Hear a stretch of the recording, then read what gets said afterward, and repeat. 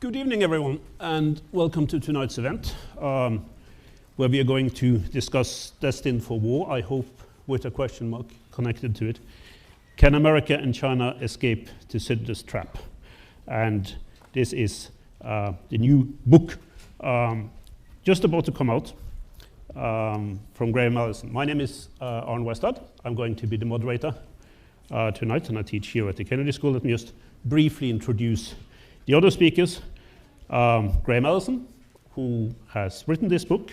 He is one of the people I probably learned the most from since I arrived here at the Kennedy School. He's the director of the Welfare Center and a former dean of the Kennedy School. Ambassador Samantha, who just stepped down as this country's representative at the United Nations, but who has also been a faculty member here at the Kennedy School in the past, and we hope also in the future. And Niall Ferguson, who hasn't been a faculty member at the Kennedy School, but very much a faculty member at Harvard, who is now, as Graham likes to put it, on temporary leave out in California.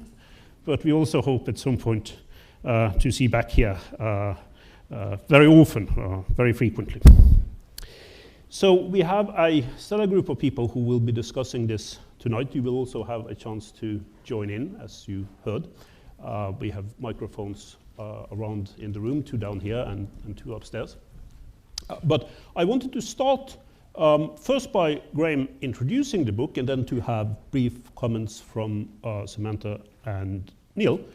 And then a little bit of a discussion up here, and then I will turn to the audience for questions. So we'll have a 2-part series with regard to the discussion today.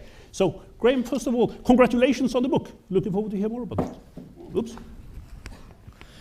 Well, thank you very much, and thanks for the fellow panelists.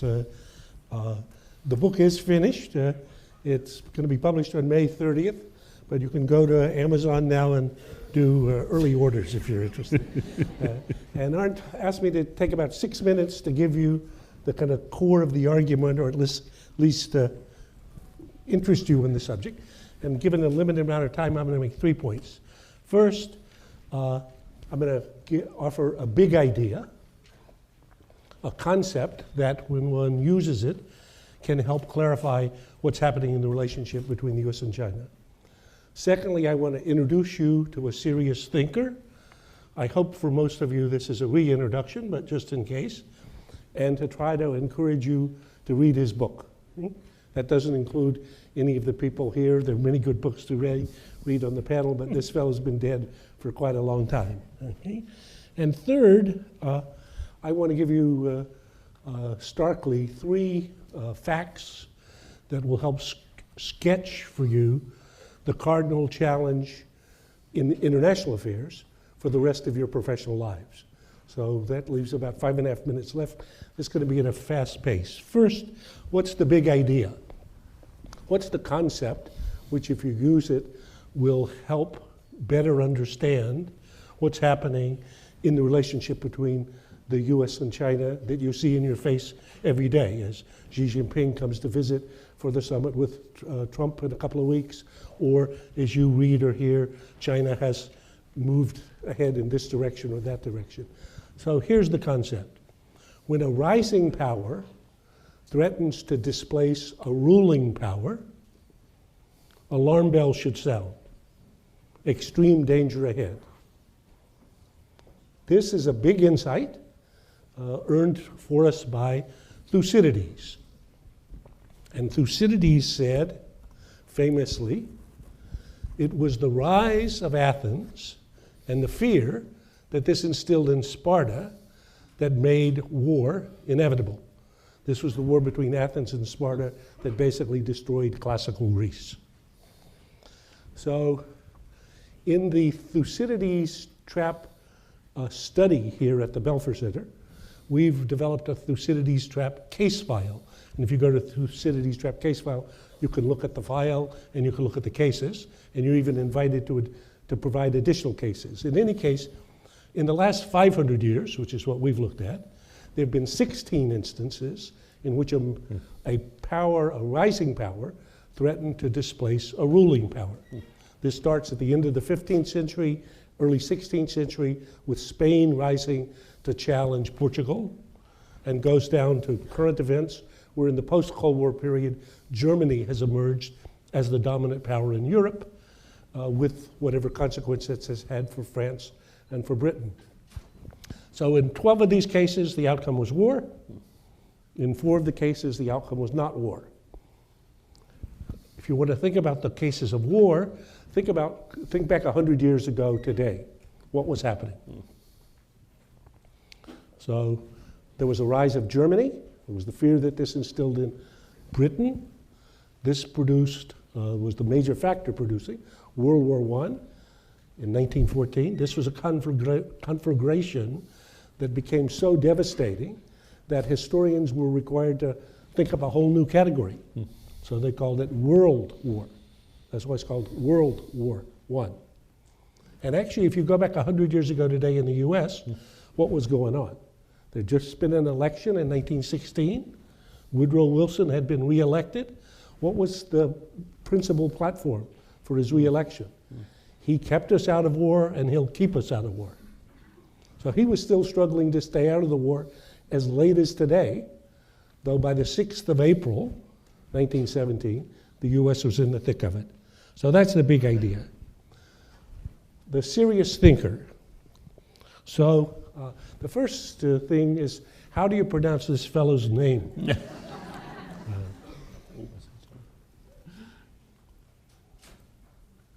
It's trap. I find it difficult because I even don't know how to pronounce his name. You know, the Thucydides trap that people talk about. Thucydides trap. Thucydides trap. Okay, so how do you say this fellow's name? Thucydides. So let's see if you can say that. Thucydides. Okay. So if you don't learn anything else tonight, you should learn how to pronounce the name of a very serious thinker. Thucydides, okay? Even though you have to practice a little bit. Okay. So who's Thucydides? First, he was the founder of history as we know it. There's the founder of history as the account of factually what happened and why. You can have a little bit of debate about Thucydides and Herodotus, but Herodotus still has a theme and arranges and occasionally mysterious elements that come into the picture. Thucydides thought his job was to document what happened and why. Secondly, we have the founder of what we're calling here locally applied history.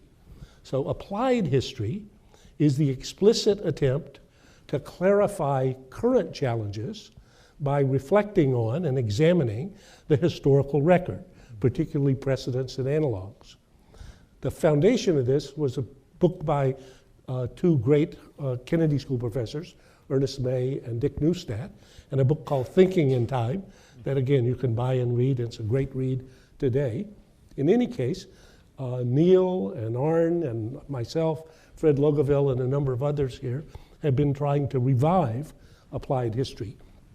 But Thucydides was actually the first practitioner of it. He says, I'm writing this book so that future statesmen and generals and citizens will not have to make the same mistakes we made. Now that requires, of course, reading to discover what those mistakes were and thinking about them. Thirdly, We're going to have to manage that competition between us and China. There's another piece of wisdom from antiquity that says fear, honor, and interest always seem to be the root causes of why a nation chooses to go to hostilities. so this is our Secretary of Defense in his confirmation hearing, and as he's quoting Thucydides says, why do nations fight? For 3 reasons: interests, fear, and honor. Now from that, a long tail follows, but in any case, a very crucial insight. And thirdly, Thucydides was the founder of what we think of as realpolitik, or realism in current international affairs. If you look at this Melian dialogue quote, and again, a lot of follows from that, as he says, right, as we think about it, is really a concept that only arises between equal powers. Otherwise, the strong do what they will, and the weak suffer what they must. So, Thucydides, you know how to pronounce it? Yes. Spelling it, that maybe is too hard. Okay. Third, what will be the defining challenge for the rest of your professional life? Well, terrorism is a big issue. Resurgent rush is a big issue. Maybe an uninhabitable environment can be a huge issue. Certainly the global inequality, perhaps a Hobbesian struggle for order and food. You can think of a lot of categories. My belief is that the cardinal challenge for the rest of your professional lives will be the rise of China and its impact on the U.S. and the U.S.-led international order that has been the foundation for the 70 years of peace that is not great power war that our colleague at Yale calls the long peace. A very unusual period if you go in a broad historical sweep. So if you can read this, the question is, first, when will China become number one? So for automobiles, let me see, since that one's too hard for me to read, I'll read this one. Manufacturing, trading, middle class, billionaires, patent filings, supercomputers, artificial intelligence, primary engine of economic growth, economy and GDP. So when could that happen? And the answer is already. Okay. So automaker in 29, but if you jump down to the economy and GDP measured by purchasing power parity, which is the yardstick that the CIA and the IMF say is the best yardstick for measuring international economies, at the 2014 meeting of the IMF and the World Bank, the big headline news was China now number one. So therefore what? What does this have to do with the US place in the world and the way the world works? So if you think about this in terms of a seesaw, that's what this graphic does. So US is on one end of the seesaw, China's on the other end. In 2004, you can see China was about a quarter the US. In 2014, equal, and in 2024 is going to, on the current trend lines, will be about 40% larger. So again, in your lifetime, that's what's happened.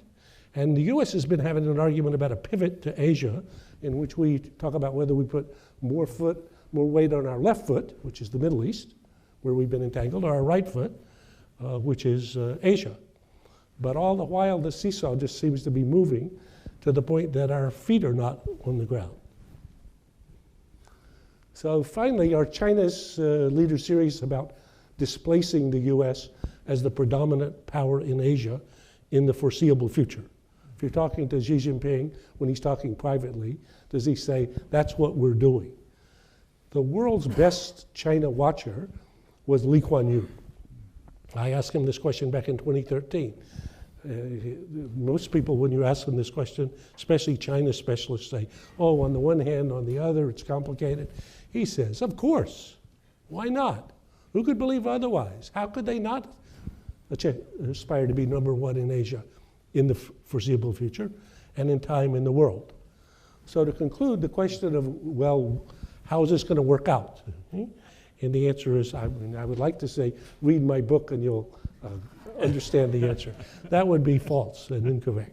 I would say this is going to be the challenge for the rest of our lives.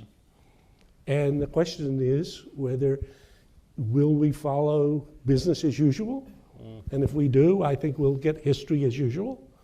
Or could we imagine a surge of imagination, if we recognize a dangerous situation, a surge of imagination as remarkable as that occurred as the US created a Cold War strategy for dealing with the Soviet surge, in which we had, quote, war, but not really a war like Thucydides' trap file, a war in which there were not bombs and bullets. So I think that'll be the challenge for all of us, and especially for younger folks at the school, both Americans and Chinese thinking people, to wrestle with. Thank you, Graham. That's excellent. what's interesting about Thucydides is that he himself, of course, opens up for that possibility in the first book. I mean, he says that destiny brings this forward, and he was a strong believer in destiny in a broad sense. But he does in no way believe that the people who made the decisions themselves were brought along on this wave of history that they could do nothing about. It was their decisions that led to war, and the ideas that they took on board. So I wanted one of the great things he does, and in fact, in that last slide, I was pointing out to you that you can just go down now tonight and download for free the Peloponnesian War, Thucydides' book. And if you read just book 1, you'll see he gives an account of the debate both in Athens and in Sparta, in which it's clear it could go either way. Exactly. So people are making choices on the basis of their understanding and their analysis, and he's blaming some choices and favoring some others. So he does not, when he says that the war was inevitable, that's hyperbole, it's exaggeration for the purpose of emphasis. And I think for a read, I would say if you download through the Peloponnesian War, which you could have for free, and if you read only book 1, it'll be worth your Harvard tuition for the week, for sure, for sure. So you could read that one first, and then you read Graham's book afterwards, right? So you can get the connections between all of this. So Samantha, I was thinking just about that. I mean, this, the general forces that are pushing in the direction of conflict, maybe not war, but certainly conflict between the two. But obviously there are other sides to the US-China relationship today as well, which you have observed firsthand, which seems to, be more complex than that pattern. Well, let me first say it's great to be back at the Kennedy School. And when I was last here, I used to sound off and speak my mind very freely. Then I went into government, and I learned, Cass, my husband, and I both went into government having been academics speaking freely, and it was so risky every time we opened our mouths while in government that we decided as a couple that we would begin every sentence when we spoke publicly with the following clause: as President Obama has said from day one. So no matter what we said, it was likely to draw less scrutiny. So I just would like, in the spirit of that, which I don't get to do anymore, as President Obama has said from day one, buy Graham Allison's book. Okay, people? So before I get to your question and give you sort of the vantage point I would have after 8 years of working on multilateral issues, the last 4 of which were up close and personal with my Chinese counterpart, I do want to do what Graham really can't do for the book himself, or could do, but is showing great restraint in not doing, which is I really want to advocate on behalf of this book. So this book is a very important public service. And it's a public service in 2 forms. I think one on substance, which I'll touch upon, and the other in form, which he has touched upon, and I will underscore.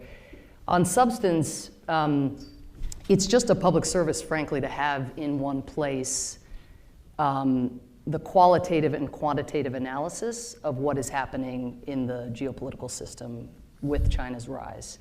And it was interesting, Graham, when you read out your chart there, and then you asked people, in effect in their heads to think about when would China be number 1, and then you said they were already number 1. Everybody gasped. That was my experience of reading the book, and I know a fair amount and have read a fair amount about China. And I'd give you one even more gasp-worthy statistic that really stood out at me, which was just emblematic of so much, I think. Between 2011 and 2013, China both produced and used more cement than the United States in the entire 20th century.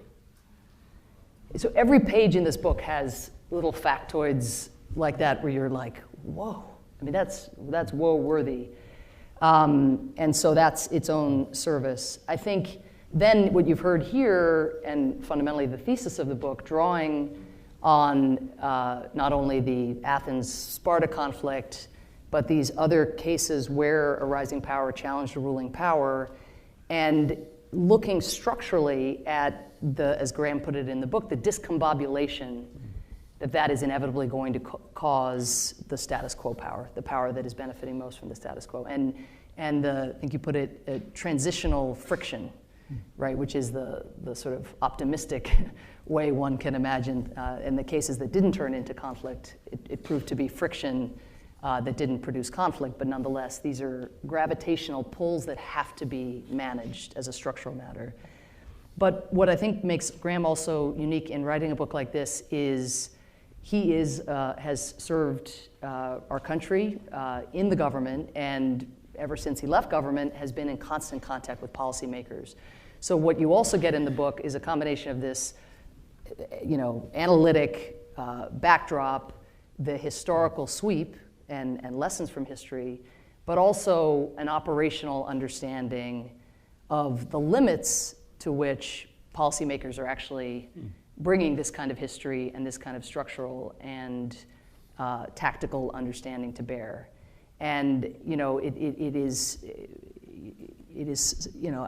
is not as blunt as it could be, but it does make the point about how uncomfortable much of what lies within the four corners of this book, how uncomfortable it makes policymakers. And I think there's a deep truth in that.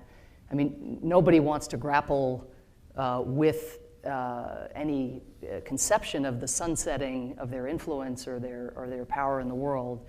But he also, because he's served in government and is a watcher of real-world current events, I think the familiarity, particularly when in the back of the book he gets into some scenarios about how it is that conflict could happen or could get diffused, but the appreciation for how small an initial incident or how mild an initial trigger or how mild seeming an initial trigger can be, and the appreciation for the proximity with which the United States and China are operating together, in terms of their leadership, our shared leadership in the world, but also even just militarily, how the proximity of our ships traversing, what we believe to be, free and open sea lanes and so forth, and they have a different historical conception of freedom of navigation and what it entails for them and their sovereign rights.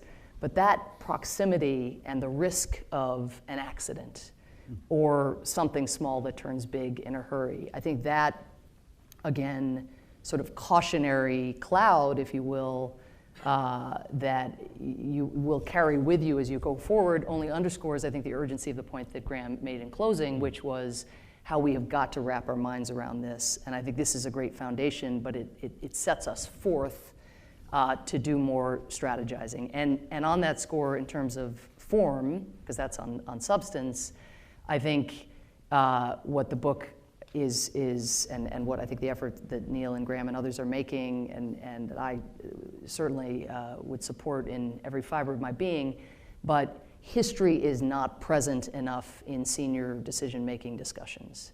There is just not enough knowledge of history in the room. It's not as if people are dismissive. Frankly, when people chime in my experience, at the highest levels of government, with historical perspective, it is actually a breath of fresh air.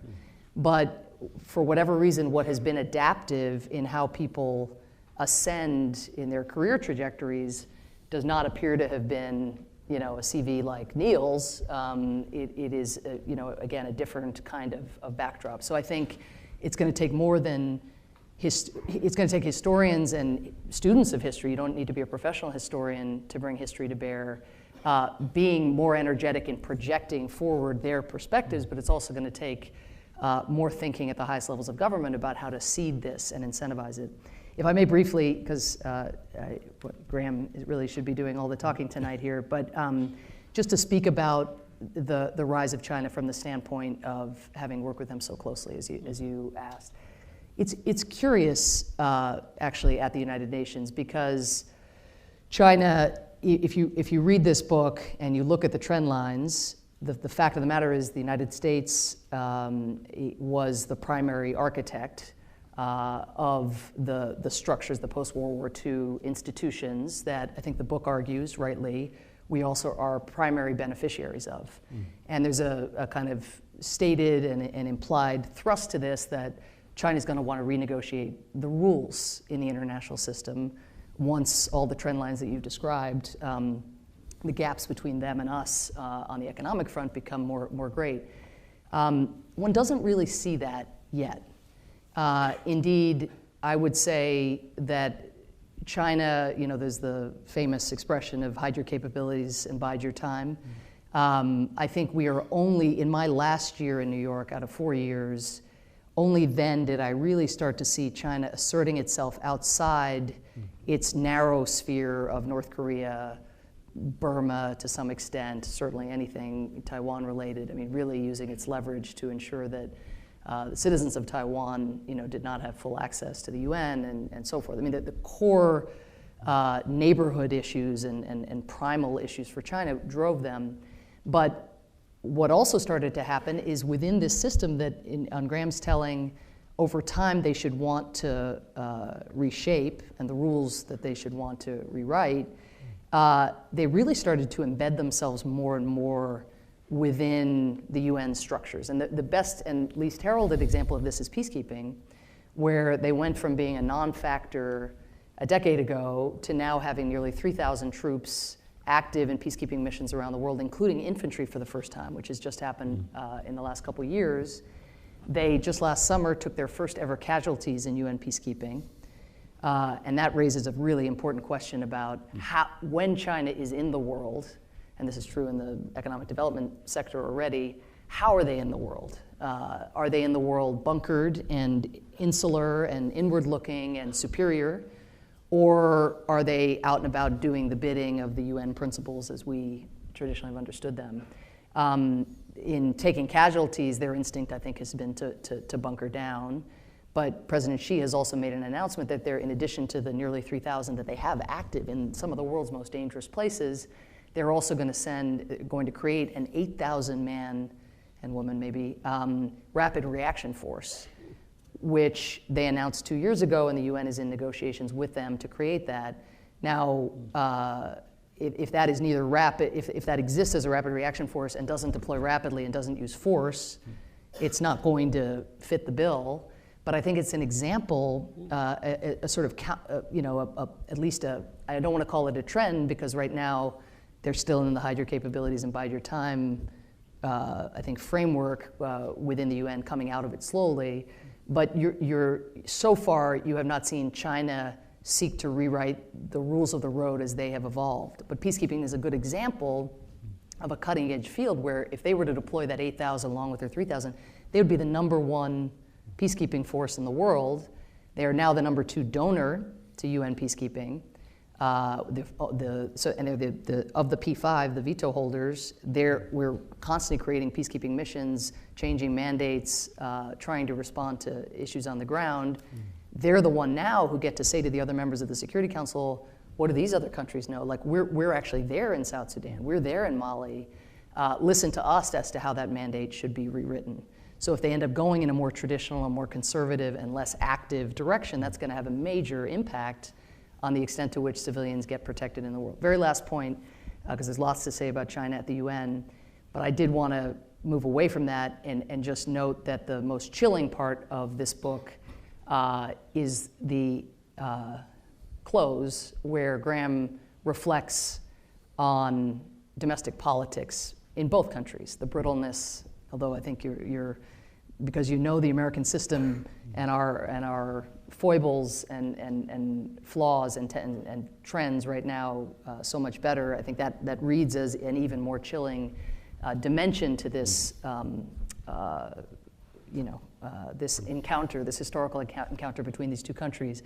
But how we can have that kind of enlightened, strategic thinking within government, given some of what's going on in government right now, but well beyond that, how our politics, and this is a point you make very sharply, but how our politics will handle an assertion of power and strength and an attempt to rewrite the rules. And one example is we actually modestly adjusted the IMF voting rules, back when was it, 2010, and we couldn't even get it through Congress for 5-6 years. And these were just to actually give the emerging powers more weight in voting commensurate with their economic clout, because Congress was like, no, we don't feel like it. And notwithstanding the fact that we, the executive, and using our foreign policy judgment, deem that good, all things considered, for U.S. interests as well as for the international order. So I think this point about politics is the most damning and worrying dimension of the trends that Graham has put forward. And I should say, sorry, last point, but the assumption, Graham, in this book, and Trump was elected, you managed to get in a fair amount about Trump and amend the book to encompass some of what he's up to, but the assumption in all your cases is that the ruling power wants to stay a ruling power, and that the rising power is challenging that ruling power. Now we have a ruling power that's walking away from. So what does that mean? How does that fit into the history? That's if it's us ourselves who are cutting UN funding and saying to China, okay, now you become the largest donor, taking away our own influence. If it's us walking away from the Paris Agreement on climate, allowing China to lead the world on energy and the environment, as well as all the issues, the other issues you mentioned. That's to me a major own goal in terms of our interests, but it's also an interesting dimension to who's displacing whom. If it's something that's self-inflicted in the way that what the current administration is doing seems to be. Thanks, Samantha. Those are some of the really big questions to discuss here. The issue, what will China do when it actually has risen? There might be some disagreement in terms of whether that has already happened or is about to happen, and I guess that depends a little bit on where you see it from in terms of intentions or capabilities. The other one is, is there something in the domestic politics, particularly of these two countries, that seem to drive away from any kind of understanding, in terms of the broader implications in a global sense? Now, Niall, you've underlined integration as part of this, but as your own work in the past dealing with World War I has shown, integration in economic terms is not enough to prevent conflict, and in some cases may actually be a stimulant for conflict. Please. Well, thanks very much for inviting me to come back to my old haunts here, and it's a great pleasure to come back and find Samantha back at the Kennedy School. I must say, if somebody had told me 8 years ago, Samantha's going to have a tremendous success in Washington, and then in New York, in the Obama administration, so successful that by the end, she will be the guest of honor at Henry Kissinger's Christmas dinner. I would have thought they were smoking weed, but there you were in December of last year, being toasted by Henry Kissinger. And I have to say, I thought that was a great sign of how you had matured in your attitude towards international relations. Because that was certainly not the Samantha Power of A Problem from Hell. Or Henry his I'm teasing you. Thank you very much. It was certainly good that you were in touch with him, because let's face it, no Western statesman has thought more deeply about the US-China relationship than Kissinger, who in many ways was the man who opened the door that had been closed between the US and China when he went there in 1971. This seems an appropriate moment to allude to his contribution. I was reading Thucydides here teaching a class, and it suddenly struck me how American the Athenians sometimes sound in the way that they rationalize their empire. Oh, we didn't really want this empire, but we had to do it. Why aren't you more grateful for our empire? I thought, why does that sound familiar? I do think it's therefore very well worth reading Thucydides and reading Graham's excellent book after it. It's a terrific read, and it's a perfect illustration of what I think we're trying to do when we talk about applied history. If you go to that chart that Graham showed you at the back of the book, there you have 16 cases, all but 4 of which end in war. So I spent a bit of time perusing these, thinking, I'm sure I can find some holes in this list.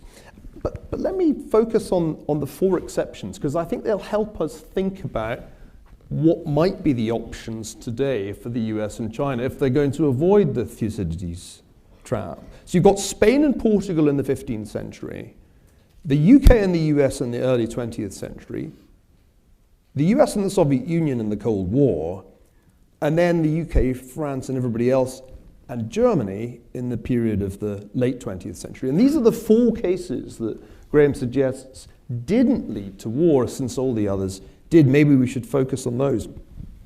How did that work? Well, one was an agreement to divide the world, and that's what Spain and Portugal did.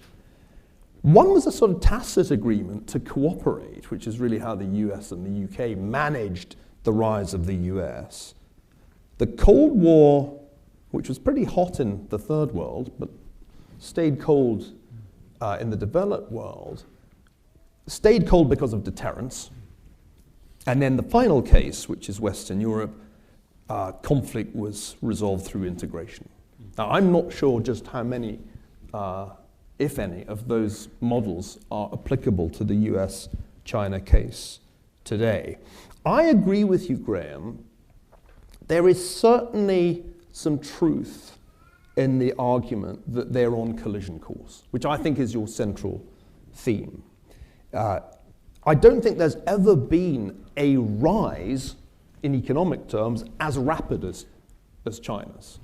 If you think back to 1980, it was 2.3% of world GDP using your favored measure, and now it's more like 18%. That's extraordinary, that's meteoric. Even Germany and the United States in the late 19th century did not close the gap with the UK that rapidly. And I think in that sense, this is a very worthwhile historical analogy to explore. On China, Kissinger really emphasizes the parallel between China and Germany, the US and the UK. 100 years ago, just a little bit more, he argues there was a very similar situation. Britain was somewhat self-confident, suffering from some fiscal strain. There was the politics of populism and progressivism, and there came Germany, building its navy, its economy growing significantly faster than Britain's. A sense maybe internally of a potential domestic political crisis, but a reservoir of nationalism that could be tapped by the leadership. That does seem like the best of all the cases, the best fit of all the cases to the US-China relationship today. And I think if one reflects on how things have changed since you left office and the Trump administration came in, I'm quite glad I don't need to begin any sentence by saying, as President Trump has said from day one, but the people who do have to say that include people like Steve Bannon, who very clearly has the intention of confrontation with China, has talked in confrontational language, and so have many people in the administration. That's a very striking feature of the situation that has changed in the space of just a few months. But, having said all that, we do have to be a little bit careful of what I'll call Paul Kennedy syndrome. Paul, who teaches at a rival liberal arts institution in Connecticut, famously published The Rise and Fall of Great Powers, which was applied history in its day back in 1987, but it implied that West Germany and Japan were about to overtake the United States, and that the United States had better shape up if it was to avoid what the Italians call sorpasso. I think we need to be a little cautious about replaying some of Kennedy's analogies when we make this analysis. Number one, the US is still miles ahead militarily. The gap is far wider than it was even in 1914 between Germany and the UK. To Arne's point, economic interdependence was very high in 1914, but it's even higher today. The exposure of the major US multinationals to the Chinese economy, their dependence on globalization, was wonderfully illustrated just a few days ago in Beijing. I was at the China Development Forum, and there were the CEOs of all the major companies paying homage, if not tribute, to Premier Li Keqiang. There is a lot at stake, more I think at stake for American business than was at stake for British business in 1914. And let me add one final point, and then we should throw it open to discussion. China's leaders know that they do not need war, should positively avoid war and Cold War in order to surpass the United States. They watched as the Obama administration pretty much failed to execute a pivot to Asia. And now they watch its successor, essentially, as you rightly say, Samantha, vacating the role of global leadership, walking away from the international institutions that have served the United States so well since 1945. And I was very struck in Beijing, I'd just been there for a week, by the self-confidence I encountered amongst China's leaders. That history is going their way. There are a whole bunch of respects in which this is true. Just think of one, which I wrote about the other day, the way that China kept Silicon Valley at bay. The major companies of the United States technology sector, which took over the rest of the world, were successfully excluded by Chinese policy. And now all the major functions that are performed for us by Google and Facebook and all the rest are performed by Chinese companies for the Chinese. I think they will probably leapfrog us in financial technology the way things are going. So they look at the world today, and they, I think, feel a lot less trigger happy than their German counterparts were in 1914. And there's a reason for that, and this is what I'll conclude by observing. Unlike our leaders, China's leaders apply history. There is no more historically minded leadership elite in the world, to my knowledge, than the Standing Committee of the Politburo of the Chinese Communist Party. And that may be why we won't end up in the Thucydides trap there, I nearly mispronounced it, because they know about it. And they're really carefully formulating strategy to avoid falling into it, even if Donald Trump and Steve Bannon want to jump in themselves. Thanks, Neil. I must confess, referencing Paul Kennedy, that one of the things that has worried me with China's newfound confidence in a lot of areas is what Paul termed imperial overstretch, certainly with regard to its own region, that this is happening a bit too soon in many ways for what China is capable of doing, at least in an integrationist or deliberative kind of framework within Eastern Asia. I wonder, Graham, would it be possible, just because we're running a little bit late, just to open up for questions from the audience, take a few of those and then turn to you so you could respond to what Samantha and Neil have been saying. So we have one question over there, someone I recognize. Nick, please go ahead. And do line up behind the mics. We got two down here and then two up, right in front there. Please. Thank you. Good afternoon. Thank you all for joining us. My name is Nick Ackert, and I'm a senior concentrating in classics. I was delighted to hear Thucydides and getting a secondary in government. You're one of the few people who know something about Thucydides, yes. I don't think anyone does. He's kind of confusing. But in all seriousness, actually, I had a question that was inspired by both Ambassador Power and Professor Ferguson's point, which is I think that the amount of evidence so far seems to display China as a form of revisionist actor. And we've seen Martin Jacques, When China Rules the World, and Richard McGregor, The Red Machine, similar kinds of arguments. But I heard an interesting counter-argument that I'd like to hear your opinion on, which is in order to be a revisionist actor, it seems like you have to be upset with the status quo. But the US and China tend to support similar institutions. It seems like the US does not support the ICC, the ICJ. The same thing is true of China. They don't support the Ottawa Landmine Treaty. And so my question is, to what extent can we really perceive China as revisionist? Because that seems core to the thesis of your book. Thanks. It's a good question. Please, sir. My question is, first of all, I'm Tom. I'm with the MPA at the Kennedy School. My question is about, the next 8 years are probably going to be in a Trump administration. I'm wondering about security. Shouldn't we welcome the fact that there's a passage of baton towards China? Because I'm thinking about your article, Professor Power, Bystanders to Genocide, and I'm wondering if we in the last years, looking at the state of the world, if we are to put ourselves in the frame of your article, if we haven't been in a way bystanders to a very unacceptable situation with regards to Syria, with regards to a serious involvement in Africa. I'm wondering, therefore, if it's not a good thing, given what may be perceived as a failure, the fact that there's a passage of baton towards China. Thank you. Thanks. One final question up there on to Graham. Yeah, Thanks. please. My name's Kevin from the Kennedy School. Building on what Niall said with the analogy to the rise of Japan and our similar analysis back in the 80s, now are we kind of overestimating or misprojecting where China will go? And how much does this thesis depend on China's continued trajectory with rapid growth? And in particular, how do you react to the analysis by Larry Summers and Lant Pritchett about regression to the mean and how China's growth this past decade and a half is unprecedented?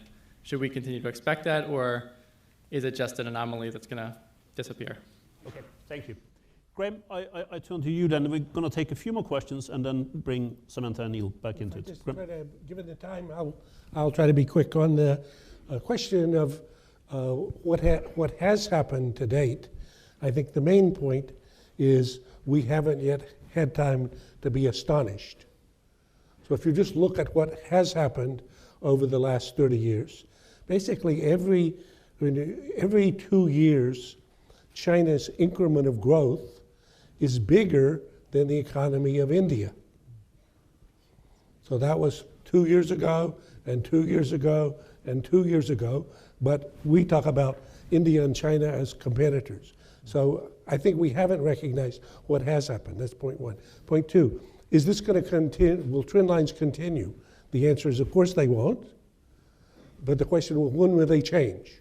So a number of people, including many of our colleagues here, have been bearish about China for at least a decade. I've been bullish about China for at least a decade. That's been a very good bet, okay? So if you look at the main storyline in American press, if you take all the elite press the last 3 years, about China and economy, what's the main storyline? We do a word cloud. It's called China Slowdown. And if you look at it about the American economy for the last 3 years, the main storyline is American recovery. Okay? So China has slowed down and America has recovered to what percent, how many times US growth is China's growth? So US is growing at X, China is growing at, which slowed down at what? The answer is 3x plus, and actually, in the period since the financial crisis, that gap has grown, not shrunk, not shrunk. So the US has hardly grown at 2% all of the 21st century. And China has been growing this year, it's going to be, it's not going to be so good, it'll be 6.5%. People say, oh, well, with 6.5%, that's 3 times 2. Okay. Secondly, on the bystander point, I think that while there's a lot to be said of the things that the Obama administration didn't do as a bystander, if you ask in what instance have China involved itself in resolving anybody's problem other than its own narrow terms, I can't think of an example. So if it's China rules as compared to US rules, if that's the comparison. Ebola maybe would be the one you could give them. Well, okay, Ebola might. And that's a good fair, that's being fair. But as a general matter. The general matter, totally right. And then third, finally on the revisionist PowerPoint, it seems to me that if you look at the Chinese perception of their region, and you and I think, would think the same thing. If you ask, why is it that the American Navy is the arbiter of events in a sea that's called the South China Sea, and in another sea called the East China Sea? So one of my Chinese colleagues asked me, he says, do you go back and look at your map? He says that, how are these oceans called? It's not called the American Sea, it's not called the Asian Sea, It's called the South China Sea. So when China looks out, they see the American Navy there as an anomaly. And we say to them, but this has provided the most stability and the greatest opportunity for growth you've ever seen. The answer, that's true. But they say, well, but that was then, and now is now. And if you look, I have a very interesting chapter on if Xi's China were just like us. So if you go back to Teddy Roosevelt 100 years ago and look at the way that he thought about the Brits providing, they'll just take care of the oceans around the Caribbean or even in the Atlantic. He thought, it was great that you did this for me for 100 years. I appreciate it a lot, though he didn't say that. But in any case, be gone, okay? Or else fight. I guess part of the problem is that when it comes to the designation of these seas, there are people locally, say Vietnamese, Koreans, Japanese, who would have other names for these maritime areas as well. So it's not just on the US side. We're going to do a few more questions, and I'm going to turn over to Niall and Samantha. Yes, please. Hi, thank you. So I'm Benjamin from the Kennedy School. Please be very, very brief now, because I will. Okay. So the last 70 years was not just about the U.S. world order. It was also, the peace was also created by this commitment to globalization. In 2016, and that has created what Jonah has said, anti-government and stuff like that. Last year, 2016, we have seen the UK and the US adopting anti-globalization attitudes, in particular economic nationalism and protectionism. How do you think that, what does that mean for conflict between America and China? Would that mean that the US and the UK, the West, would slowly decrease relevance in the world? Or would a trade war with China trigger some accident that might cause something bigger to happen? Okay, thank you. Sir. Dan Hanrahan, a student at the Kennedy School and someone who was not at all surprised by Ambassador Power's successes.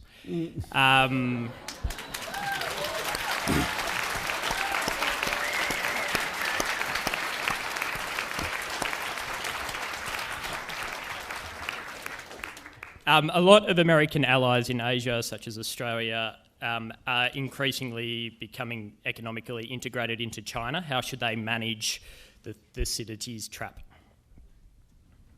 Good, concise question. Good, concise point as well, actually. Yes, please. I will try.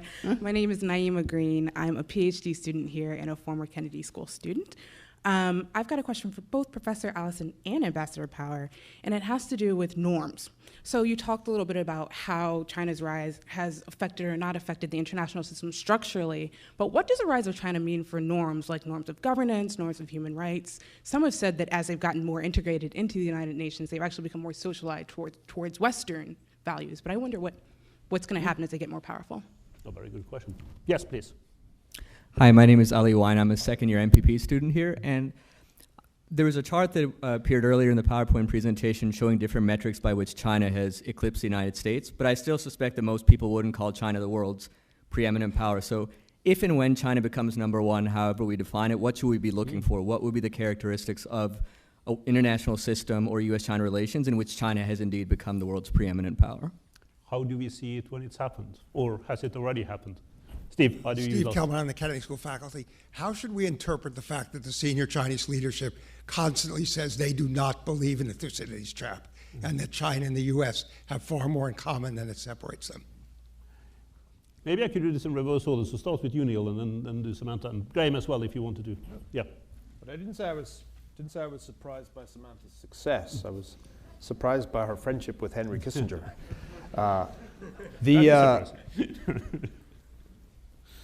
Let me take that last point first, because rather the penultimate point first, because it's absolutely right. China is not number one, because those are not the most important measures from the vantage point of power. Let me just throw out a few that aren't in Graham's table. If you do gross domestic product in current dollar terms, you find the United States is far ahead. If you do gross domestic product per capita, the US advantage is 4 to 5 to 1. The US currency is the world's reserve currency. As long as the Chinese have capital controls, the renminbi is not going to displace the US dollar. And I could go on. There's a sense in which even with Mr. Trump as president, the US owns the international order and plays a key role in international institutions, however much he may despise them. Who called the shots at the G20 meeting this weekend? Steve Mnuchin.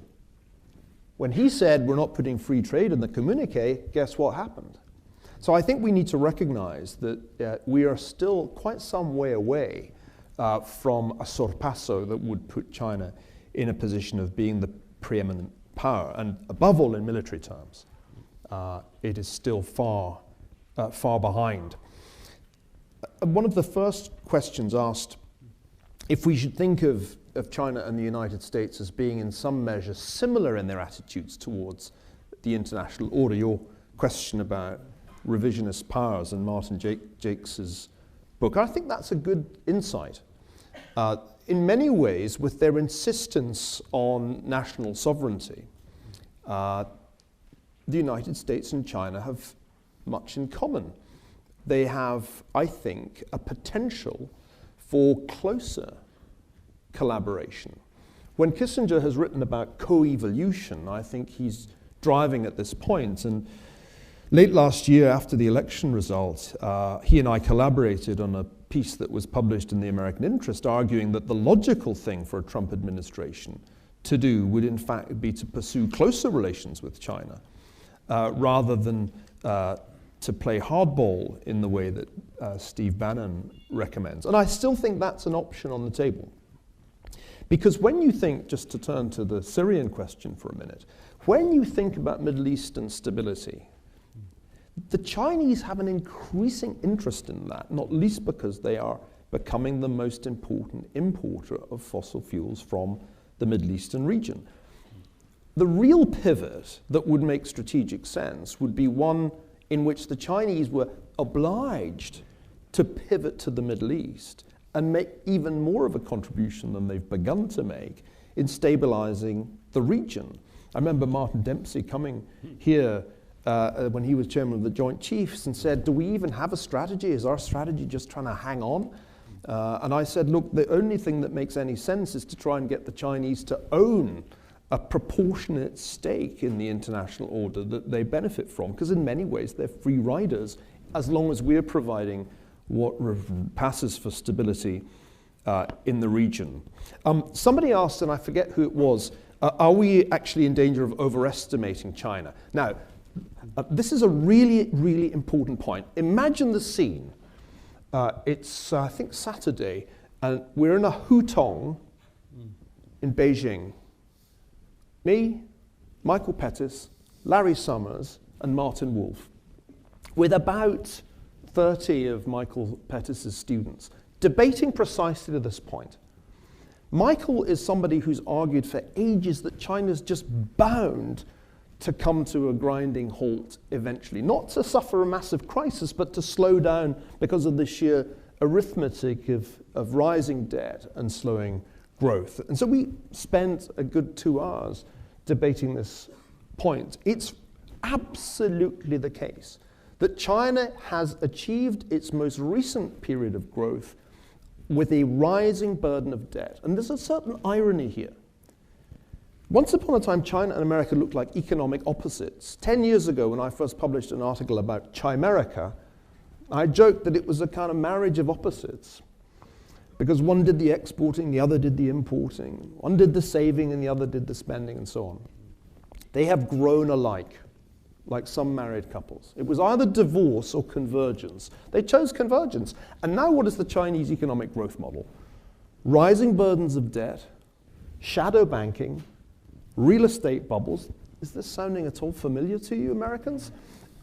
So there's a sense in which China has shifted its economic model, and its increasing reliance on debt and its vulnerability to financial complexity, I think, are real reasons to expect trouble ahead. The Chinese leadership is more focused, I think, in the end, on resolving these economic or broadly domestic problems than on becoming a superpower. I think that's not their top priority. The top priority is, how do you deal with overcapacity in heavy industry? How do you deal with all of this complexity in the financial system? How do we keep the show on the road in a sustainable way? That is really their number one preoccupation, because if they fail to do that, their nightmare of dongluan, of turmoil, suddenly becomes a reality. And I think in that sense too, and here I'll stop, there is a possibility for US-Chinese cooperation. I wouldn't be at all surprised if after all the chest beating and the aggressive rhetoric, when Xi Jinping comes to Mar-a-Lago, which is kind of like Nixon in China, only a kind of farcical version, but when Xi Jinping comes to Mar-a-Lago, there'll suddenly be a great deal. And there will be a handshake. And we'll suddenly realize that despite appearances to the contrary, Donald Trump thinks that he's a great leader. That's a distinct possibility. From the vantage point of the Chinese, they kind of think that's where it's going. They've read The Art of the Deal. Has anybody here? Put your hand up if you've read Donald Trump's The Art of the Deal. So it's like, what are you people doing? Do you have no interest in the way this man thinks? He's the most powerful man in the world. I know you would rather just watch Colbert and have fun at his expense, but he has a theory of the case. And the theory of the case is, in a negotiation, you open very strongly and then you negotiate. And that's what the Chinese think that Trump has done since his election. All the aggressive rhetoric they see as being an opening play which will culminate in a great deal. So don't be surprised if, instead of the Thucydides trap, we end up with a great deal. The Mar-a-Lago Accords. Let's hope. Samantha. Well, the only footnote I'd offer to Niall's last point is that there will not be a great deal to be had in Mar-a-Lago anytime soon, in part because, drawing on something that Niall said earlier, to actually, foreign policy and geopolitics are hard enough when you're paying attention.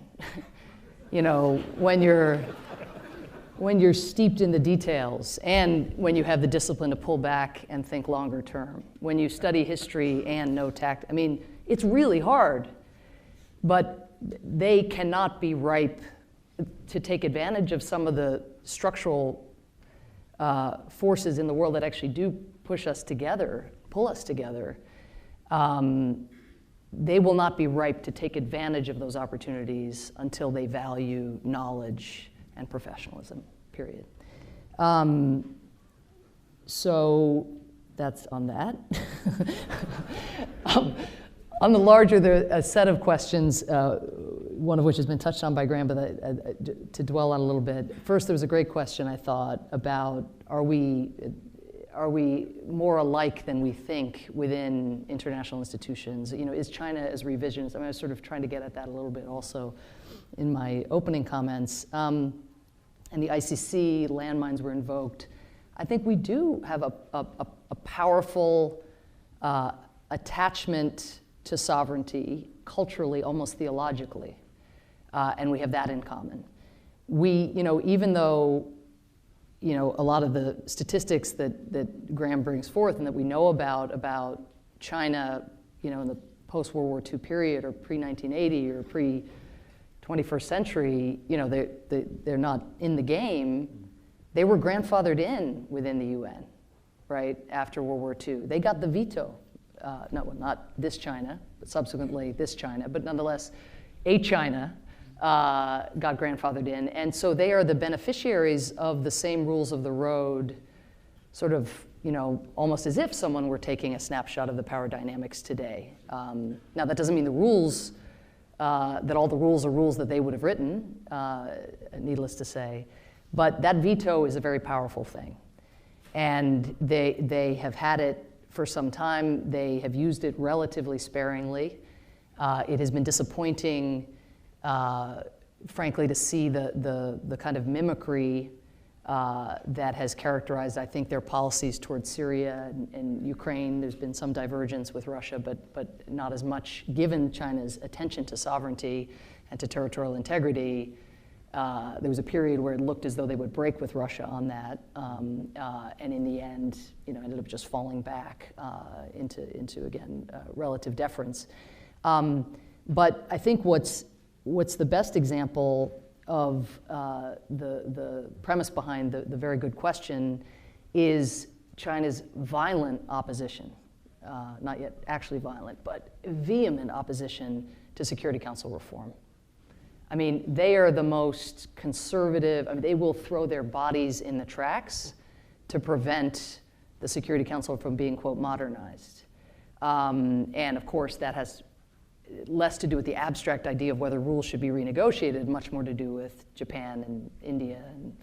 But you know, in order for Security Council reform to happen, the countries on the Security Council have to be prepared to support that. And I just can't see that happening anytime, you know, on my time horizon anyway on this earth. So to draw that question together with the excellent question about norms, and then what does it mean if they begin to lead more within the institutions for norms, I think that's a key difference. So on this question of do we converge, you know, they fundamentally do not agree that or do not act as though they agree. I don't think they can afford to given the domestic situation. They do not act as though they agree that bad governance is itself destabilizing. So their form of stabilization, their idea of how you get peace and security, which is what we're all nominally for, is more governance, more government. And over the course of the last couple of years, and this is of course true of Russia also, but it really wasn't clear whether there were lines that governments could cross and forfeit China's relationship. So you would think that the gassing of 1,500 people, you know, even if you're not human rights people as such, like that's just bad from a disarmament standpoint to have chemical weapons used as a weapon of war and even in a relatively routine manner. They just didn't get that worked up about it. You know, that didn't affect the relationship with the Syrian government in any real respect. South Sudan, where they have a lot of leverage that they could be playing right now with the oil investments that they're making. They've appointed an envoy. The envoy travels there often. They're really investing in their diplomacy and their kind of cadre of envoys. But it's not clear what happens behind. I mean, we know they don't publicly criticize. Fair enough. They have their own approach. But it's really, one has rarely seen the needle move in the wake of a Chinese diplomatic deployment. You know, you don't get the sense that much is being leveraged. And it's just a deference to the state that fundamentally, at least my understanding of how these conflicts arise, if the state is killing its people or stealing its country's national wealth, there's going to have to be some more pushback from China for it to be a constructive player. And the very last thing I'd say, a sort of stark example, I think, of the concern behind the question about norms. I mentioned in my opening comments that China has now moved, in terms of its financial contributions to the UN, to being number 2 behind the United States in the peacekeeping budget and number 3 behind the United States and Japan in the regular budget. And we, again, I watched these budget negotiations, participated in these budget negotiations for 4 years in New York. And by and large, until last year, China tended to sit relatively quietly in the budget negotiations on the side of developing countries who tend to just want more budget, more money for more jobs, for some good programs, but that's the traditional tension, right, between the developing G77 countries and the big donor countries, where we try to discipline the process, and it ends up being very tense. And China has tended always to even sit physically on the side of the room with the G77 countries. And this last year, for the very first time in the negotiations that I've been privy to, and I imagine in the decades of negotiations that preceded me, China moved its chair away from the G77, but not with the donors. So they sat in the middle, but their positions were positions by and large, and again, you know, we the Obama administration really wanted to fund good UN programs, so we weren't being ruthless, you know, from the standpoint of just slashing and burning or whatever. But we're very budget conscious, given our share and given the amount of bloat in the system. And the arguments, even though they would not sit on the donor side of the ledger, and for the first time were sitting apart, they were, for the first time, genuinely budget conscious, which has something to do probably with their economy, but has a lot to do with their share of the UN budget and needing to be responsible, given that it was going up. And this is the peacekeeping budget is a $8.5 billion budget, of which they're now at 10 or 11%. In any event, so that seems, so when my budget team came back, I said, the most amazing thing just happened for the first time, this just happened. I said, wow, we're gonna have an easier time now in these budget negotiations. They said, yeah, there's just one problem. All the budget cuts that they were arguing for was to cut the human rights positions from UN peacekeeping missions. So where they were looking to find savings were not the place that we were going to look to find savings. So we will find these marriages of convenience and mergers of interests up to a point, but unless, again, we converge in some fashion in believing that when you're abusing your people or stealing from your people or you name it, that is over time not going to be good for the country, not going to be good for stability, never mind human rights, you're going to see that leadership exercised in a manner, I think, that continues to create tension. Just a footnote to add to that. One of the most striking things about last year in China was discovering that the Chinese elite actually wanted Donald Trump to win. And the reason that I heard most often adduced, aside from Hillary Clinton's association with the pivot strategy, was human rights. That she would bring up the issue of human rights, had done it in the past, and Donald Trump, he's a businessman, we can deal with him. And that's something that wasn't widely appreciated here. No, I think that's entirely right. Not just for the connected to human rights issues, but in more general terms as well. So Graham, Samantha is saying that China's chair is moving. And Thucydides tells us that the performance of power is something that is very important, right? And it's not just about what you say, it's not just about the rhetoric, but it's also how you actually present this. So is that a sign in Thucydidean terms that things may be moving? Well, it's a good question. Let me connect it to agree strongly, both with what Samantha said about the norms and Niall's point about the convergence, because I think every day we will see more evidence of a China that is more powerful and that behaves like China. And that will be extremely uncomfortable because China is quite like us. So this convergence. Now, this book was written without, it took me 5 years to write this book, so I've worked on it for a long time. This was not written with Donald Trump in mind. Okay? But, as I say in the preface, if Hollywood were producing a blockbuster on China and the US on the path to war, central casting could not have come up with a better lead for Team America than our president. And actually, if you look, the similarities between our president and President Xi Jinping are way underappreciated. So both are driven by a common ambition, and Xi said this first, to make China great again. That was his line before it was Trump's line. 2, they identify the nation ruled by the other as the principal obstacle to their own greatness.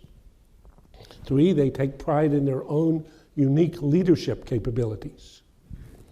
4, they see themselves as playing a central role in revitalizing their nation. 5, they've announced daunting domestic agendas that call for radical changes.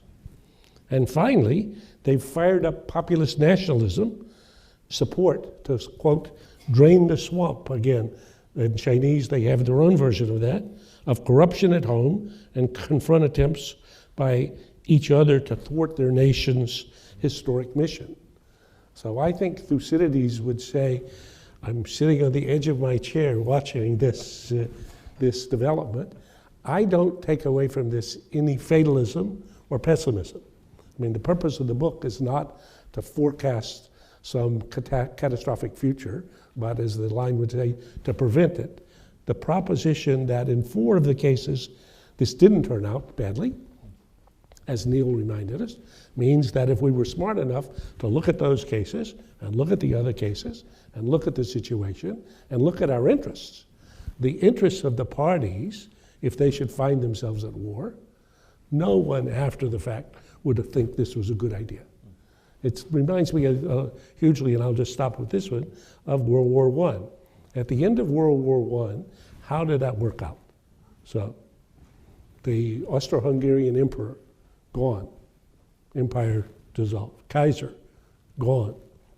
Russian Tsar, overthrown by the Bolsheviks. France, bled of all of its youth for a generation. And England, shorn of its treasure and its youth. So if you had allowed people a do-over, nobody would have made the choices that they made that produced this outcome. So I would say, if we think about that, and you think about the agendas, as both Samantha and Neil said, that press, I mean, Xi Jinping has way more to do than worry about the US. So if somehow everything could be, and the US, if you look at our society, has way more to do than worry about China. So I would say there'd be more than enough for the parties to work on in their domestic agendas in ways that would actually be cooperative. I think that's the challenge. So read the book. You can't get a better introduction to applied history. Hold the book up, Graham, so you actually have a copy of it here, than this one. This is just the galleys. Yeah. But even so, you can see the title. Congratulations on the book. My thanks to everyone on the panel, Graham Allison, Samantha Power, Neil Ferguson. Thank you for a great introduction.